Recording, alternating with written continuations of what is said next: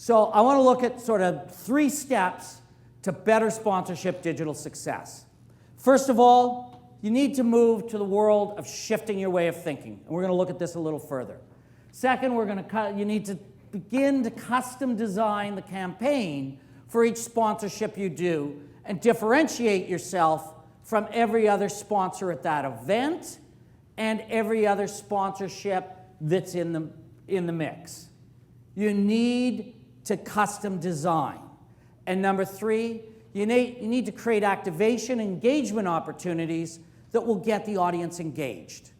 I was at a conference in Banff last February, high-end conference. I think the registration, I didn't pay for it. They had me come and do some work, so I got to go. It was really cool. But the end result was, I think the registration was $3,500. He had close to 1,200 people there. It was at the Banff Springs. And it was an amazing event, lots of excitement, lots of activity. The sponsors, though, and they all paid a good dollar, they were awful. They were like literally awful. There was an airline that's red in color, and it wasn't Air Canada, but it was a division of.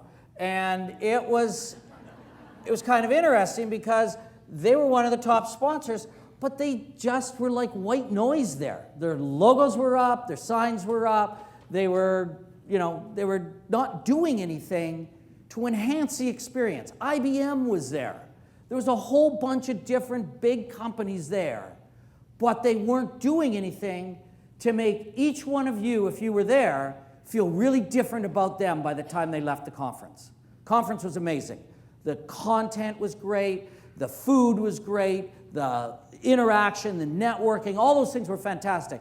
But I kind of looked at it from the sponsorship side and said, wow, those sponsors paid tens of thousands of dollars, and they were all white noise. That's all they were. So we have to look at ways that we start by thinking differently. Second, custom design. Third, we need to create activation and engagement. So let's start with shift your way of thinking.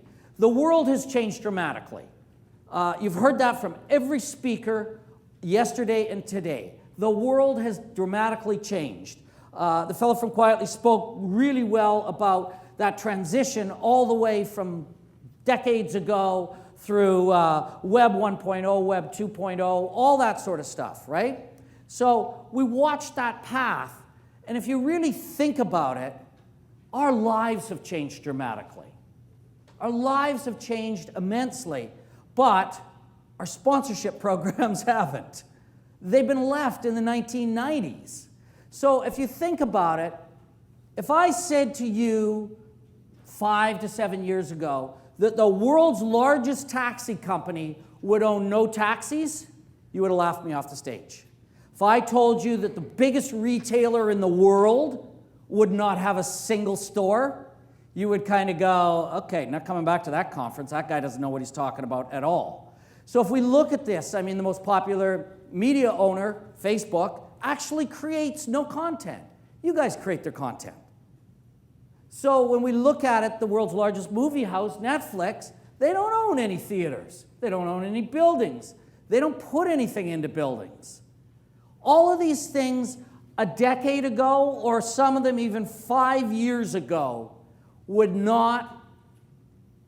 would not have conceived this to exist. So that's how dramatically our world has changed and how much digital has integrated into it. But what have we done? Nothing from a sponsorship perspective, most of us. And you're going to see some examples of sponsorship done right from a digital side, but from the clients that we work with on both the side of the people selling and the side of people buying, it is awful.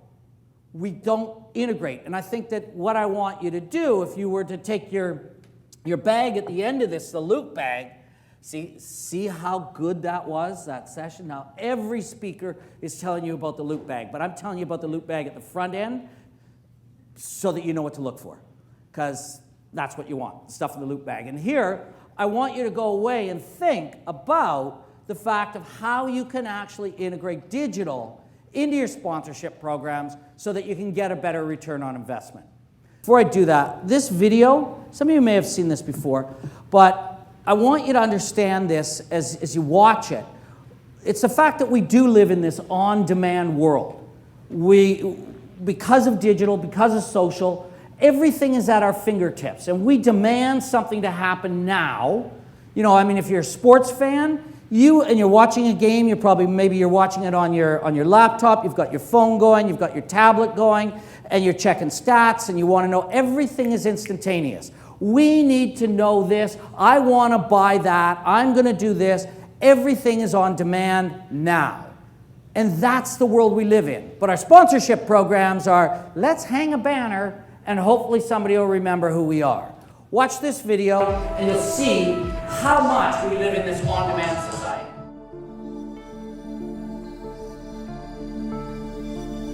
So the smartphone revolution, the revolution in connectivity, has created an on-demand economy. As Kevin Kelly says, access is now more important than ownership. The idea that goods and services are just a rub on a magic mirror away from being fulfilled. This notion of extending our will. Magic, as Aleister Crowley described it, as willed intent. I summon and it appears. As I imagine, so it becomes. And this is the very essence of magic, which is a great line. And this is the world that we're living in now. Services like Uber, services like Airbnb, that will literally summon the ability to go stay somewhere and the means to get there at the speed of thought almost, are scaling to the point that we are seeing a transformation in our phenomenological experience. We're creating a technologically mediated flow where most of the world becomes an extension of our agency. I mean, even the fact that Uber can sync with your Spotify playlist so that when you summon the car to take you to the place that you want to go, the car arrives and the music that you've previously soundscaped is already playing in the car,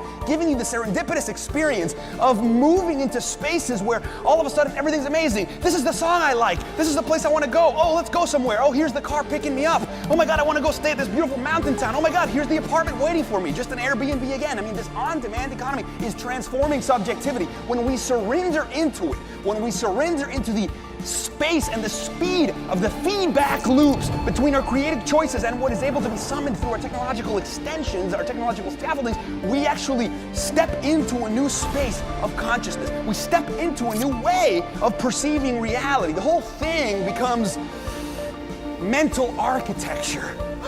We cognitize the world. That's the AI revolution. That is the on-demand economy. We extend our cognition, our mental neuroarchitecture out into the world. It all becomes dream space. It all becomes a lucid dream. It all becomes an inception that we can control.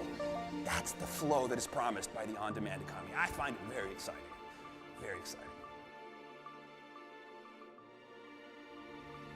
And it is. We're in that world of that on-demand economy. When we look at social media and at the way it controls our lives, but it is impactful too.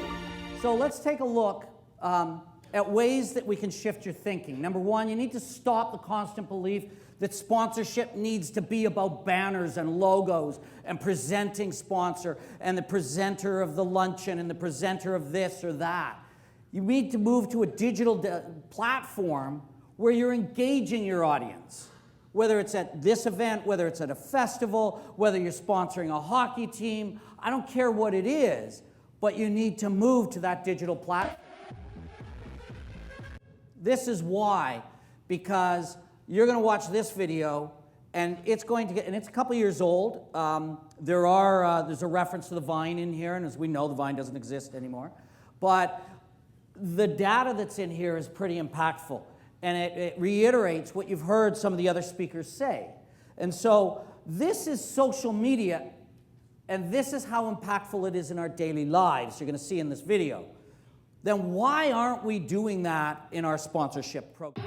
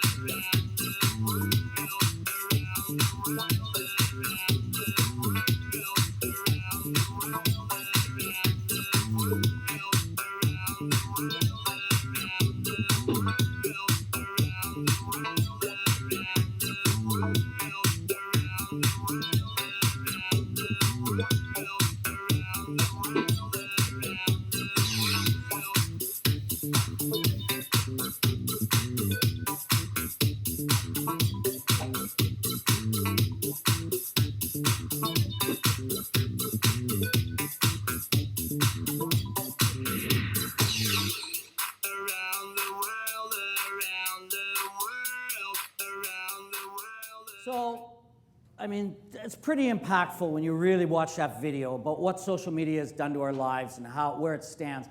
But again, I come back to it, who here is really integrating social into their sponsorship programs, whether they're buying or selling? Most of us are getting this type of, and I know I'm going to offend some people, but the type of crap that's up here right now. Hey, let's give this package to our prospect and they can have A, B, or C. We'll always customize, but we just want to give them A, B, or C, really. That makes it so much easier for us to sell. And on the sponsor side, I always tell our clients, people that are buying sponsorship, you get one of these, send it back to them. Tell them that's not what you're looking for. You want a customized proposal that is going to work for your business. Because I don't know about you, but from a marketing perspective, I think the plans and the marketing strategy for Reitman's is kind of different than EB Games. But we expect them to both buy the bronze package, right? With all the same assets, reaching the same audience, even though they have completely different audiences. So if you're selling sponsorships, get rid of these things. If you're buying sponsorships, send them back. Make them build you a program that's going to work. We need to custom design that campaign so that each sponsorship will differentiate that sponsor from the other sponsors. You need to stand out like everything else you're doing. And if I asked you right now how the sponsors stood out here at this event, I'm not sure, including ourselves who are a sponsor, how well we really differentiated ourselves. So I want to take a look, and I'm going to show you, this is a video out of a clip from a sponsorship done by Honda with Little League. And it's Little League World Series in the States. And so again, it's a couple years old, but they've done a good job of trying to differentiate themselves both from a traditional side at the event, but also they went social and they went digital with it. And you're going to see the impact. But it's not just this. I mean, even if you think about it, in 2017, when the big Canada 2017 was on, the Technology Museums of Canada, so based out of Ottawa and a few other organizations, technology-wise, looking at STEM education and targeting young children to get into that engineering and mathematics world, they did a coast-to-coast program of which Toyota was a sponsor of it. And Toyota had a big van or a big semi that you could go in and experience. And it was all virtual reality. So you've got grade 8 to grade 12 students driving cars from virtual reality. But you know what the pinpoint was? Was the fact that Toyota was showing them the safety features that existed in their cars. And those parents that did it as well are looking at it, what car do I want to put my kid in when they buy their first car? Because Toyota was using the sponsorship to drive home through virtual reality, the experience of driving, and how Toyota will get you there safely. Little League is a great activity for families. That's why Honda has been a long-standing sponsor. But after 17 years, things became a little mundane. Honda did the same things year after year, making families see the brand as dependable, but not really very exciting or fun. So this season, we made fun a priority at every touch point, completely revamping Honda's Little League presence. We took the annual sweepstakes and gave it a twist. We made everyone a winner, sort of. You could win big, like a trip to the Little League World Series, Or you could win small, like a poorly sung rendition of Take Me Out to the Ball Game. Take me out to the ball game. You could win even if you filled out your entry form incorrectly. At the Little League World Series, most sponsors set up a typical booth. We set up Camp Honda. There were games like a high-stakes dunk tank. If you missed, you got doused. Or musical car seats. The last person standing gets a pie in the face. We even made vacuuming fun. And it could be shared on social media. We aired a national TV spot paying homage to mascot races while promoting the Odyssey's built-in vacuum. And we let those mascots run loose on the streets of Williamsport. And finally, we brought a little joy to Staten Island Little League, whose season was almost destroyed by Hurricane Sandy. We engaged with families in ways that made them smile, laugh, and feel understood. Because we're not just marketing at people, we're connecting with them.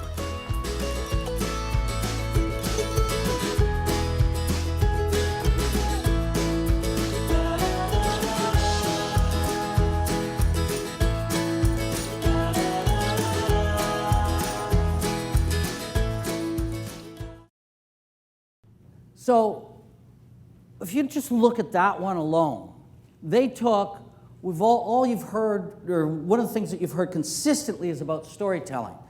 And Honda just did that, not only in that video that they posted on their website, everything else, they could tell the story there, but they could tell the story to the people at every event they went to with Camp Honda. They created experiences that were memorable, whether that is getting doused or a pie in the face. But they didn't say, hey, you need to buy our car because we got a vacuum in it. They let people learn that there was a vacuum in it and the chance to experience it and have fun with it. So when they're going to buy their next car and they're thinking about, damn kids, mess in the back, let's look at the Odyssey, right? At least we're going to look at it. So these are the things, because it's not about hard sell. It's about interacting with your audiences. You heard from the two previous speakers about the importance of listening to your audience and understanding what their needs are. And that's what Honda did. And they brought it through a sponsorship to interact and work from that perspective. We look at virtual reality. That is a program or an opportunity and a technology that we can utilize in sponsorship. We can take people back to our store even though we're at a music festival or we're at a gala, and we can take them back through virtual reality to walk through a lifetime of experience in Africa of starvation and everything else if you're a World Vision gala, and be able to make people cry and write bigger checks. There's a whole bunch of different ways that you can do this. We can use AI, virtual reality, social gaming, all those things to run better sponsorship programs. Here's an example. This is one that we did. We were a sponsor of a conference, and we were actually the event producers of the conference as well. But all our sponsors were saying, hey, for the last couple of years, we've done really well, except the problem is they don't know enough about our products. So we built a gaming app. This is 8 or 9 years ago, so you can imagine how expensive that was, because they didn't exist. And so we built it from ground up. BlackBerry still existed, if anybody knows the name. And so we had to get it put separately through Apple and through the others. So all three systems, you had to buy them. It was just horrible. But the end result was this game had over $1 million in prizing. And it launched at the end of the conference. It launched the next year's conference. And people could play this game. All the questions in the game were about sponsorship, like some of the ones you saw in the Kahoot, but also about sponsors. Hey, do you know this about Xerox? Or do you know that about this company? Or do you know that about this other company? And there were hundreds of questions integrated into it. You could play this game, and people had to have knowledge if they really wanted to win stuff. And there were, like I said, there was over $1 million in there. Some of it was you won 25% off or $25 off on a registration for next year. Some of it was you'll win a free iPad. For others, it's a registration for $2,000 and a hotel to the conference. Those sorts of things. But people played this over and over again, and once they won something, they could throw it back in and keep playing till they won a better prize. So if they won 25 bucks off registration, they threw it back and they kept playing. And the average play time over the course of the year per user was 10 or 12 hours. Like, that's just crazy. But can you imagine playing a game where all you're doing is learning about Xerox and IBM and people like that? But that's what it was. Talk about integrating a sponsor's content into an activity that people love to do. So we have to look at the fact that Generation Z or Gen Z isn't coming, it is here. This is an age group of 8 to 23-year-olds. And as of last year, they are the largest demographic on the globe. They outpopulate our millennial group. So we have to start to look. This is a generation that grew up, has never not seen technology. From day one, the internet has been there. Mobile has been there. So this is a generation that grew up in digital. The millennials, some of them, they grew up with still watching TV, man. And then eventually it moved. So we have to take a look at this. Last year alone, this demographic of Gen Z spent $14 billion in business. They spent $14 billion in Canada. So if we're going to target this group, we have to do something more than hang banners and put up logos. We need to reach this audience through digital. So the third of the three areas that I want to talk about is engaging and activating. You can do things simple like this. Create a board that has a contest aligned to it, and you're using a QR code and you're scanning, and people can interact. It's the old form of an icebreaker where you went around at a conference and try to meet 4 people that live in Vancouver or whatever it is. So you can use that shift into the digital world. And that's what we need to do. We need to start engaging our audiences specifically around activities that we're sponsoring. I'm going to give you, I think this next slide is, this is from a competitor of ours out of Chicago called IEG. And I love the quote. Sponsorship reaches people in an environment that matches their lifestyle rather than intrudes upon it. It speaks to the public, not at them. And what that means is, if you came here and one of the sponsors made this experience better for you, they provided you with a product that you take home, or they gave you, paid for your lunch, or they had a fun activity that you could be involved in, and you went away with pictures or selfies or sharing on Instagram, any of those sorts of things, you would remember that sponsor. And that is what they should hope they're doing and that you want to do. But if it was nothing more than every time a slide came up, Partnership Group's logo was there, that's intruding. You didn't come here to have Partnership Group sponsorship specialists or any of the other sponsors berate you with their products.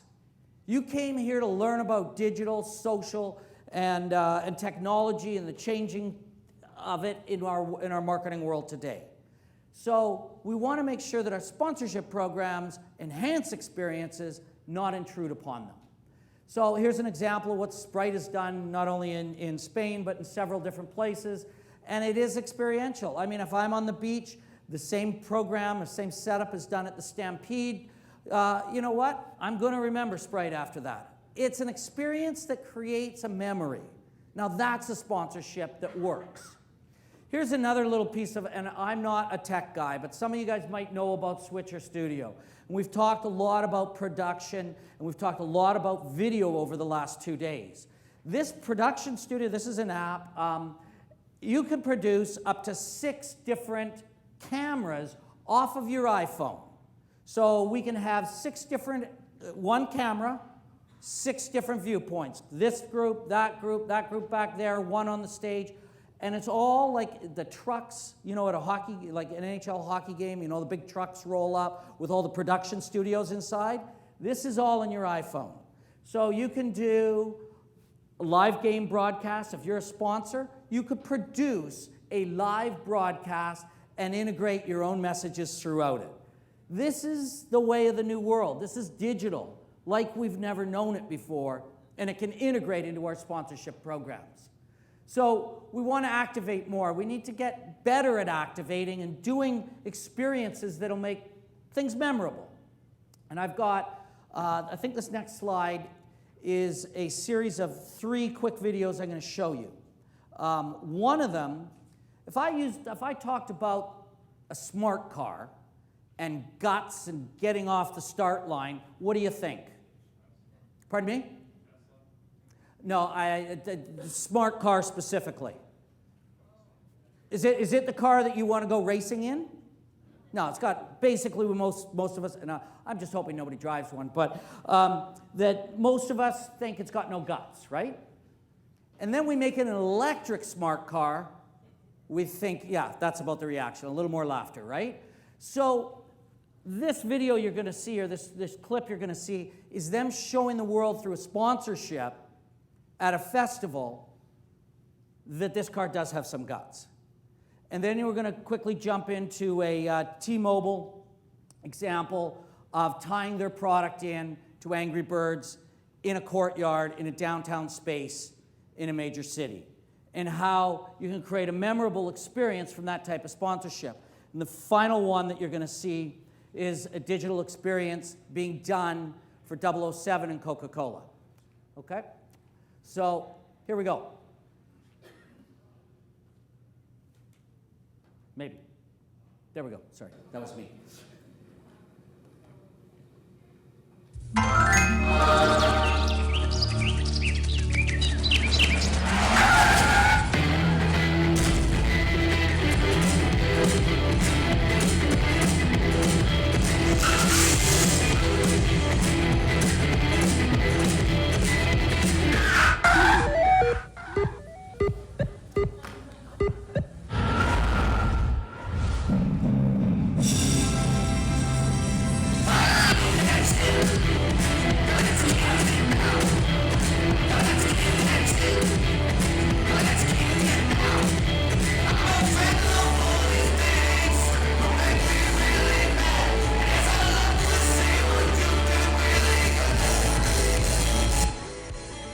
It's the T-Mobile one.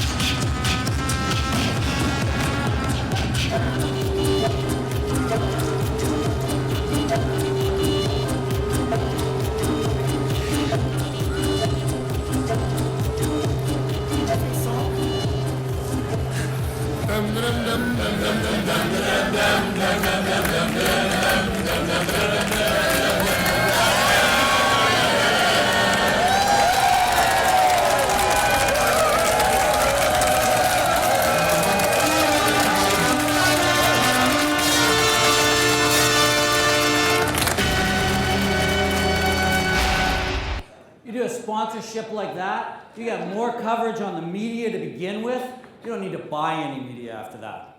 So these are the types of experiences that you want to create that are memorable and are digital, and technology will allow you to do it today that wouldn't allow you to do it before that. I've got about 3 or 4 slides and then we're done. So TD Financial did something similar. They took a concept from that, they took a concept from WestJet and their Christmas program, and they created an ATM. What does ATM stand for? Anybody know? Automated teller machine, right? They changed it to automated thanking machine. And when you went up to it, and it started in their branches, and then they took it out to the music festivals that they sponsor, coast to coast. And you went up, and when you inserted your card, it would give you information and thank you for being a customer, and it was programmed based on the knowledge that it had from your card. Why are you here? You live in Chicago, you live in Toronto, you're in Burlington. What brings you here today? Hopefully the music festival. Those sorts of things, and then it gives them money, or it gives them gifts, or it gives them different things right out of the machine. So technology can take us there and make it memorable for us. Here's, a lot of people have collected baseball cards or hockey cards. We've always had, in my day, it was O-Pee-Chee. I don't think they're still around. I just aged myself. And then the end result is that we'd have that card. And on the back, it had all the stats, right? All the information. You'd have a great card of Wayne Gretzky or whatever it is. Well, cricket took it to the next level. Take your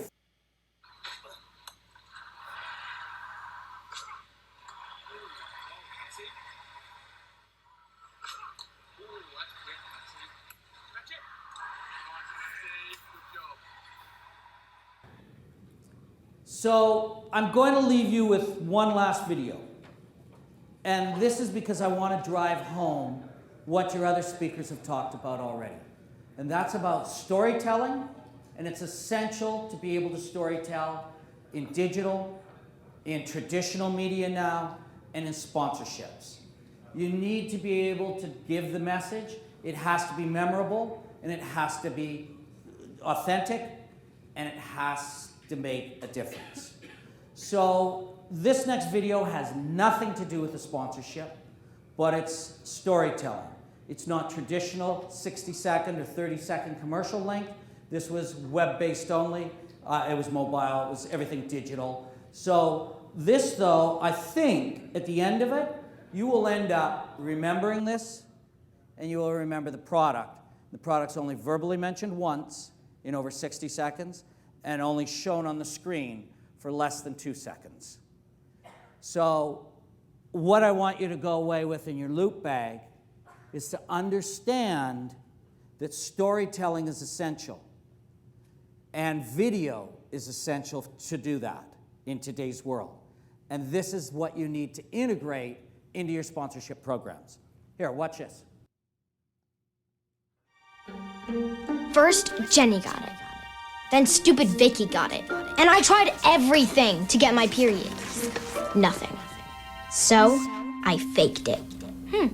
Looks like Florida. Yeah, I got it. It's so red. Cherry Slush Club. Blood sisters. They bought it. Hey, Katie. What's this? What do you think it is? I'm on my ladies' days. What do I think it is? Rubylicious nail polish. But she doesn't need to know that. We have to celebrate. No, we don't. Oh, it's family tradition. We're throwing you a first moon party.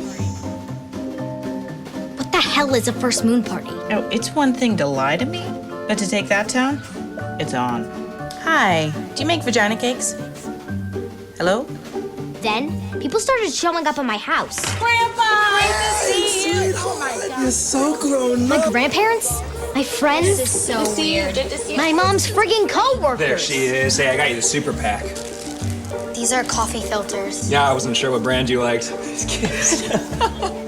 I just didn't expect my mom to be such a freak. Pin the pad on the period. All right, separate up. Pin the pad on the period? Seriously? Do you know how hard it is to find a uterus pinata? I used to like marshmallows. Not anymore. This next one's for Katie and the weirdest birthday party ever. Mike, I'm a queen bee, come get it. No When things couldn't get worse, I'm a queen bee. surprise! My dad showed up. What are you doing? You're missing the magician. You need to stop this. No one is having fun. What are you talking about? This party is a hit. Your grandpa is bobbing for ovaries like a champ. I faked it. Well, maybe you should open this first. Period starter kit. Aren't you gonna ground me for lying? Why do you think I threw you the first moon party? Would you think I wouldn't know? Periods don't have glitter on them.